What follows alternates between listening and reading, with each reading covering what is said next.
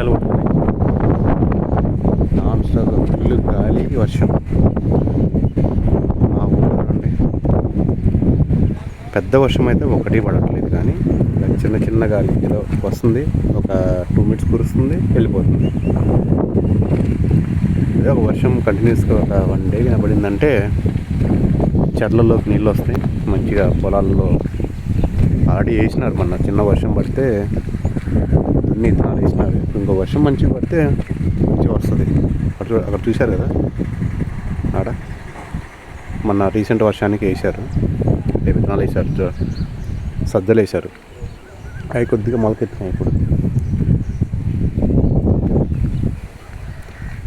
Present అయితే నేను మా ఊర్లో ఉన్నా, just enjoying for few days అంతే.